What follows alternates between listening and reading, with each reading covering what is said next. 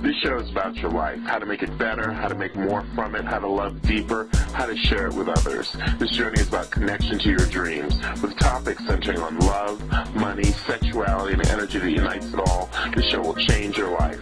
For years, I've coached people in easy-to-learn skills and have seen incredible changes. I'm here to teach you those skills as a coach and hopefully a new friend. Hi, I'm Kyle. Come along with me as you move along your path of life success. Welcome to the Kyle Phoenix Show.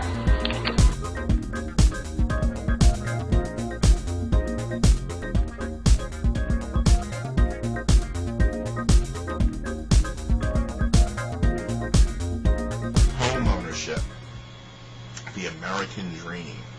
So, you've heard about this. Maybe even someone in your family has done it.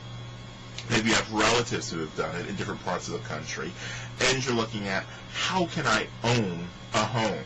As I talked about in the last segment about condominiums, there's the Abyssinian Development Corporation, as well as you go onto the site for HUD, H-U-D, and you can find different classes that they teach around the country that sponsor grants for home ownership. Owning a home.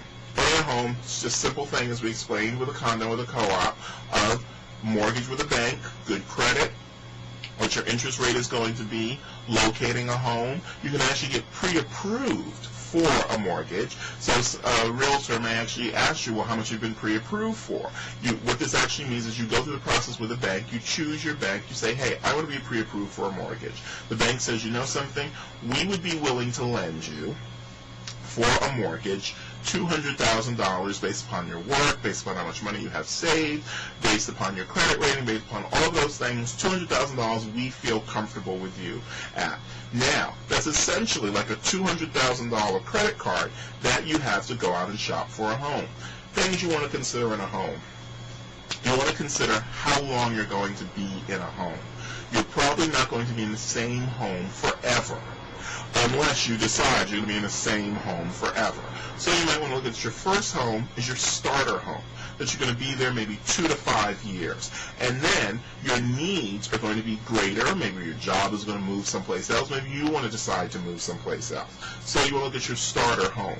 Your home, therefore, doesn't have to be a palace to start out with, because you're kind of just getting your feet wet with this. You're establishing your homeowner senses. You're establishing owning property. You're establishing building up equity. You're maybe looking at you're going to use this as a springboard to the next property. Why? This is how people use properties to springboard the next property, because your property is going to go up in value. And then actually do some renovation in it that makes it go up in value. Sometimes people actually get into flipping houses and selling houses back fast. We're just going to talk a little bit about holding a house. You're actually going to live in this house for 2 to 5 years. So you see that you can find a house for about $200,000. There are plenty of houses for sale, even in New York City, for $200,000. They're generally, though, in Staten Island, Brooklyn, Queens, or the Bronx. Because Manhattan, of course, the price is going to be a little bit higher. There are places here in Manhattan, there are houses generally further uptown in Washington Heights and Inwood, around Harlem, that you could probably find for about $300,000 all the way up to $1 million. So you really want to look at, what are you trying to do? How much house can you handle? What kind of house are you looking for? Are you looking for a multiple family house? Are you looking to become a landlord, that you might be renting out the apartment below or above you to somebody else because you've decided, you know something, they can help me pay off part of this mortgage? So there are different considerations you want to look at in a house. How much space do you need in a house? Let's say you're single, or let's say you're a couple. Let's say you're 2 guys together, 2 women together, 2 a man and a woman together. That you want to look at, how much space do we really need?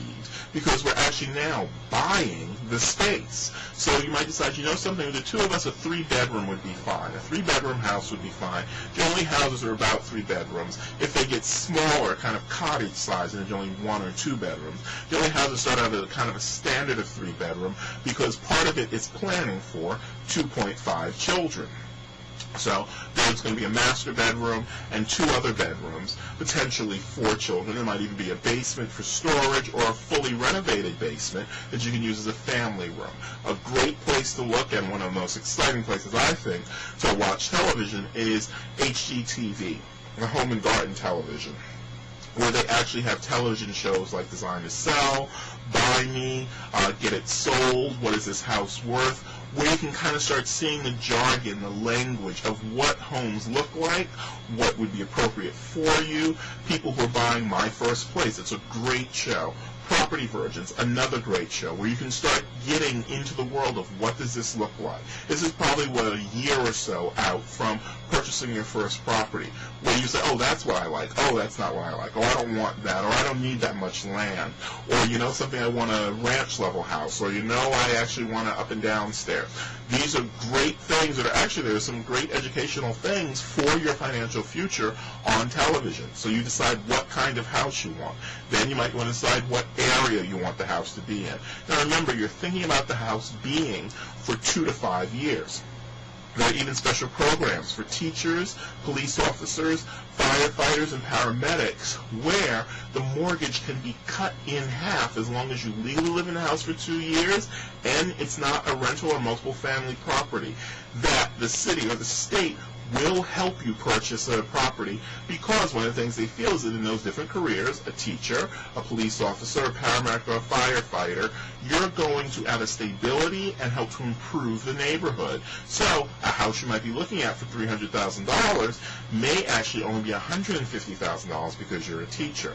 There are some great deals out there. Remember, just a little bit more work that it takes to become rich or wealthy. So now you're going to be in your house for 2 to 5 years, and then you're going to build up your equity in it, which is almost like, instead of your money going to a landlord, your money's now going to the bank, and part of that money is paying off the principal of your loan, so that money's always going to be accessible to you as equity. You're saving up some money, your credit's becoming better, maybe even renovate the house. Hopefully the value of the house is going up. You may have to hold your house for a while, but the value of homes generally goes up. And this is also a great market for purchasing homes really, really cheap. So this is the time when you want to look, when you want to get your eggs in line, your ducks in a line, all your eggs in a basket, and look at how can I afford a house in a year? What does it take? Because there are actually, most houses, I didn't even know this until I actually looked this up, 45% of houses are sold with 100% financing. And what that means is that you don't have to put any money down. So that if you find a home for $200,000, the bank could extend you a mortgage for $200,000. So you just move into the house, perhaps even just paying closing costs. Sometimes you don't even have to pay closing costs if you can work it out with the seller. And just move into the house and just start paying a mortgage, which would be about $1,200, $1,300, $1,400 on that.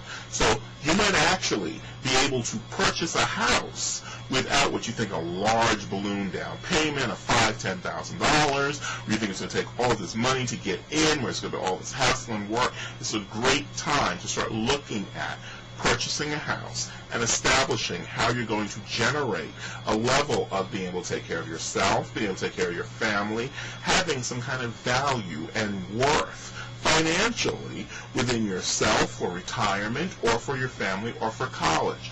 Most people stay below middle class or keep getting knocked down because they're giving John and Mary Smith all of their money, or a large majority of their money. If you're paying 30% off of $50,000 a year, that's $15,000 a year that you're giving to John and Mary Smith to rent that apartment. How many years have you been in that apartment? How much does that add up to? How much in rent have you paid over 10 years' time of renting an apartment that maybe should have gone towards a mortgage, where you would have 10 years of that money accessible if you needed to? And that's how people generally jump from one class, middle class, to upper middle class. That they now have a house that they've been sitting on for 10 years that's worth $500,000.